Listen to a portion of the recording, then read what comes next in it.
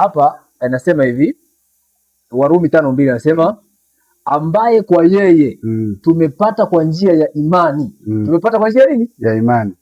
Kuifikia neema hii ambayo mnasimama ndani yake na kufurahi katika tumaini na utukufu wa Mungu. Sasa tujifunze kitu kimoja. Okay, kuna vitu viwili vimeongelewa hapa na ambapo na mimi na ambapo nataka niongelee. Nataka niongelee kwa habari ya imani, lakini pia kitu kingine nataka kuongelea kwa habari ya neema. Sawa. Umenisikia? Sawa. Imani. Unajua hatuwezi kuwa na mahusiano na Mungu pasipo nini? Imani. Kwa maana tunakuwa na mahusiano na Mungu kwa imani, si ndio? Sawa. Kwa hiyo kiwango cha imani yako ndio kiwango cha mahusiano yako na Mungu ulionayo. Kiwango cha imani yako ndio kiwango cha mahusiano yako na Mungu ulionayo. Sisi tumeelewana hicho kitu eh? Sawa. Sasa imani ni nini sasa? Umeelewa? Okay. Imani ni vitendo vinavyojenga mahusiano yako na Mungu. Imani sio jambo la kukaa, yani halihusiani na jambo la ambalo sio jambo ambalo halihusiani na vitendo. Imani ni jambo linalohusiana na vitendo. Kwa hiyo mtu akiniambia anayo imani, maana yake ni vitendo. Sawa? Imani ni vitendo ambavyo vinajenga mahusiano yako na nini? Na Mungu. Ni vitendo. Na maana nikakwambia hivi, pasipo imani hauwezi ukawa na mahusiano nani? Na Mungu. Hiyo ni kweli. Tumeelewa kabisa. Lakini imani yenyewe sasa ni vitendo sasa vinavyojenga mahusiano na nani? Na Mungu. Tumeelewa? Kwa hiyo imani ni vitendo. Imani tu sio maneno. Tumeelewa na watu wa Mungu? Kwa hiyo kila mtu ameshaelewa sasa kwamba imani ni vitendo vinavyojenga mahusiano na mtu na nani? Na Mungu. Sawa. Uko sahihi. Tumeelewa? Uweze ukasema una imani, hauna vitendo. Maana imani Biblia inasema hivi, Yesu alipoiona imani yao. Alionaje? Kuna vitendo watu walivifanya. Vile vikaonyesha imani. Yesu anasema alipoiona imani yao. Kwa imani ni vitendo vinavyojenga mahusiano yako na nani? Na Mungu. Tunasema Ibrahimu alikuwa na nini? Na imani. Kinachoonyesha kwamba Ibrahimu alikuwa na imani, kuna kitendo kilifanyika ambacho kinaonyesha kinasema sasa kwa kitendo kile tunasema Ibrahimu alikuwa na imani. Watu wa Mungu tunaelewana watu wote? Tunaelewana. Kwa hiyo pati ya kwanza ya imani, tutaingia kwenye neema. Pati ya kwanza ya imani tuelewe ni kwamba imani ndio inatufanya tujenge mahusiano yetu na Mungu. Sawa. Huwezi ukawa na mahusiano na Mungu pasipo imani. Na kiwango chako cha imani ndio kiwango chako cha mahusiano yako na Mungu. Kiwango cha imani alichokuwa nacho Ibrahim, mlikiona? Kile kiwango ndio level ya mahusiano yake na Mungu alikuwa vile. Kwa hiyo kiwango chako cha imani ndio kiwango chako cha mahusiano na Mungu. Vile vile. Kwa kama una imani yako ni ndogo, ujue mahusiano yako na Mungu ni madogo. Kama hauna imani kabisa, basi ujue wewe huna mahusiano na Mungu kabisa. Umeelewa? Na kama imani yako ni kubwa kama vile Ibrahim, basi mahusiano yako na Mungu pia ni makubwa. Tunajua Ibrahim alikuwa na mahusiano na Mungu makubwa sana. Kweli. Lakini pia check ile imani yake. Imani yake pia ilikuwa ni kubwa sana. Kitendo ambacho nakumbuka tu kimoja ambacho Ibrahim alifanya nini? Aliambiwa kamtoe mwanae wa pekee. Brother, unaweza hiyo? Tunaona hicho kitu. Sasa kile kitu umeona hicho kitu? Level yako ya imani ndio level yako ya mahusiano na nani? Na Mungu. Tumeelewana? Na kitu kingine, mimi nadhani kwa ufupi tu tumeshaelewana hapo. Yaani umegusa sana, mafundisho yamenigusa sana. Jinsi ulivyonifahamisha hilo, nimefika mbali sana. Umeshaelewa sasa? Kwa imani ni vitendo ambavyo unavifanya. Kwa Yesu anasema alipoiona imani yao. Kwa hiyo imani inaonekana, hata mimi mwenyewe naweza nikajua una imani au hauna. Wewe kitendo cha kuja hapa nimeshajua una imani. Nimeshaambiwa story yako jinsi gani ulivyonisubiri kwa tabu. Umenisikia? Ukasema mimi niko hapa nitamsubiri mpaka aje. Umenisikia? Kwa maana yake hiyo ni imani. Kwa maana yake kuna vitendo umevifanya vikanipa wazo kwamba huyu mtu ana imani. Sio umeelewa kitu? Kweli. Kwa hiyo kuna vitendo nimeviona au nimevisikia nikasema huyu mtu ana imani. Ana imani. Kwa hiyo huyu mtu aondoki mpaka aone na mimi. Okay. Huyu mtu ana nini? Ana imani. Kwa hiyo kuna vitendo vimehusika pale. Kwa hiyo uwezi ukatenganisha imani na vitendo. Ni kweli. Kwa hiyo tungesema mimi naamini tu. Imani sio kitu cha kuongea. Imani ni kitu cha kufanya. Tumeelewana? Kwa hiyo level yako imani ulionayo ndio level ya mahusiano yako na Mungu ulionayo. Sasa imani yako wewe angalie. Imani yako iko ina kiwango gani? Sasa imani ni nini basi? Kitu kingine tunasema kwamba imani ni nini? Imani kama imani. Umenisikia? Tunasema ni kufanya. Imani inatokana na neno la Mungu, si ndio? Imani inatokana na neno la Mungu. Lakini imani ni kulitendea kazi neno la Mungu. Umenisikia? Unalitendea kazi neno la Mungu kwa kiwango gani? Umeelewa? Una level gani ya kulitendea kazi neno la Mungu? Level yako ya kutendea kazi neno la Mungu ndio level yako imani.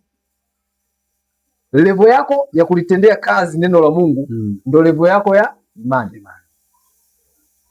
Sio tu kulijua neno, bali kulitenda lile neno. Kwa lile neno unalitenda kwa kiwango gani?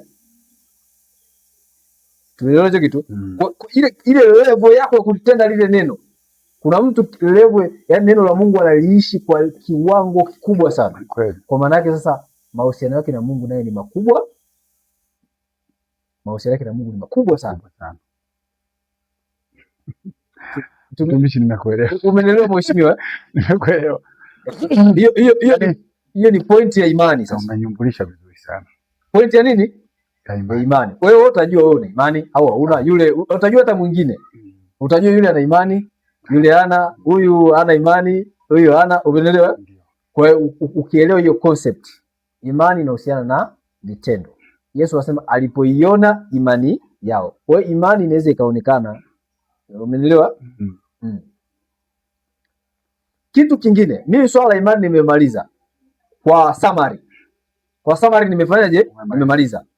Lakini kitu kingine kuhusiana na imani. Usipate shida. Watu wengi wanapata shida. Sema watu wengi wanapata shida. Wengine wanapata shida. Nataka nikwambie kitu kimoja. Mtu wa imani. Kama ni mtu wa imani, nataka nikwambie neno moja. Mtu mmoja mwenye imani ni bora mbele za Mungu kuliko watu 1000 wasio na imani. Mtu mmoja huyu mwenye imani ni bora kuliko mbele za Mungu, ni bora mbele za Mungu, sisemi mbele za watu. Mtu mmoja mwenye imani ni bora mbele za Mungu kuliko watu 1000 wasio na imani. Sio kama ndio ninachokwambia. Soma kitabu cha Luka 8:46. Luka 8:46 soma. Luka 8:46.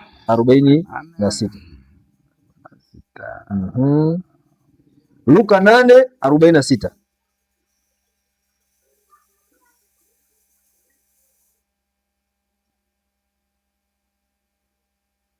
Luka 8:46.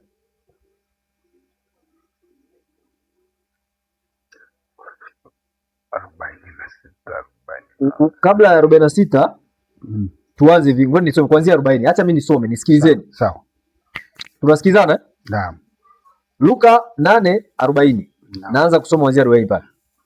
Basi Yesu aliporudi, mkutano ulimkaribisha kwa furaha, maana walikuwa wakimngojea wote. Walikuwa wakimngojea wote. Walikuwa wengi hapo. Sawa? Na tazama, mtu mmoja akaja, jina lake Yairo, naye ni mtu mkuu wa sinagogi. Akaanguka miguuni pa Yesu, akamsihi aingie nyumbani kwake, kwa kuwa binti yake yu katika kufa. ambaye ni mwana pekee, umri wake amepata miaka 12. Na alipokuwa akienda makutano walimsonga. Yesu alipokuwa akienda makutano walifanyaje? Walimsonga. Achana huyu Yairo. Makutano walifanyaje? Walimsonga.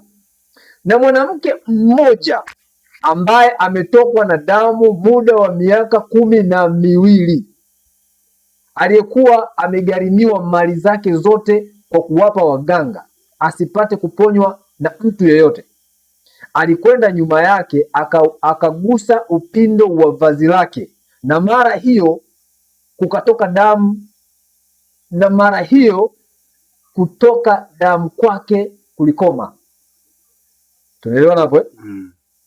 Yesu akasema, ni nani aliyenigusa? Basi watu wote walipokana, Petro alimwambia, Bwana mkubwa, makutano haya wanakuzunguka na kukusonga. Yesu akasema, mtu alinigusa, maana naona ya kuwa nguvu zimenitoka. Yule mwanamke alipoona ya kwamba hawezi kusitirika, akaja akitetemeka, akaanguka mbele yake, akamweleza mbele ya watu wote sababu yake ya kumgusa na jinsi alivyoponywa mara. Akamwambia, binti, imani yako imekuponya, enenda zako na amani. Tumeelewa ninachomwambia? Sawa sawa. Binti, imani yako imekuponya, enenda zako na nini? Na amani. Waliomsonga walikuwa ni wengi. Umenisikia? Lakini Yesu fokasi yake ni yule aliyemgusa kwa imani. Alikuwa na vitendo vya imani. Wote walikuwa wanamsonga songa, lakini walikuwa hawana vitendo vya imani pale. Lakini mtu mmoja alikuwa na kitendo cha imani. Akasema, nikienda nikamgusa pindo vazi lake nitapona. Alikuwa na kitendo. Umenisikia? Ile ni imani ile. Kwa sababu akapita katikati ya watu wanamsonga, wengine wanamgusa, umeelewa? Lakini yule akaenda akamgusa kwa imani. Umenisikia? Na damu ile ikafanyaje? Ikakauka. Kwa hiyo Yesu akamtafuta mtu huyo. Watu wako wengi, anatafuta ni nani alinigusa. Yesu wale kugusa ni wengi. Watu wanakusonga hapa. Kwa nini unamtafuta huyo? Maana nimeona nguvu imenitoka. Ndio tunakwenda sasa kwenye ile ujumbe wangu ule, kwenye ile somo langu. Nguvu ilimtoka alipoguswa kwa imani. Sawa? Ndio. Sasa watu wa Mungu, yako maandiko mengi kwa sababu ya muda tu ya kuambia kwamba mtu mmoja mwenye imani ni bora mbele za Mungu kuliko watu 1000. Yesu anasema palikuwa na wakoma wengi katika Israeli, lakini aliyoponywa alikuwa ni Naamani, mtu ambaye alikuwa si yuko pale. Shida ya mambo ya imani. Umenisikia? Kwenye Israeli walikuwa wenye ukoma walikuwa ni wengi, lakini hawakuponywa. Wako karibu kabisa na nabii pale, lakini hawakuponywa ukoma. Lakini aliyekuja kuponywa ni mtu wa mbali. Sijui umeelewa hicho kitu? Sawa. Okay, kwa nini yule ndo anakuja kupona? Kwa sababu mtu mmoja mwenye imani ni bora mbele za Mungu kuliko watu 1000. Kwa hiyo hichi ni kitu tu, hii ni leo naongezea uelewe wewe mwenye imani jinsi gani ulivyokuwa thamani mbele za Mungu. Kama una imani, jinsi gani ulivyokuwa thamani mbele za Mungu. Wanaweza kuwa watu 1000 lakini Mungu anakuangalia wewe tu. Mnaweza mkaa ni wengi au nchi nzima, lakini Mungu akakuangalia wewe, kwa sababu Mungu anathamini imani. Kwa maana yake wewe ndio una mahusiano na Mungu. Watu wote ambao watakuwa kama hawana imani, maana yake hakuna mwenye mahusiano na Mungu. Kwa maana yake Mungu anakufocus wewe mwenye imani.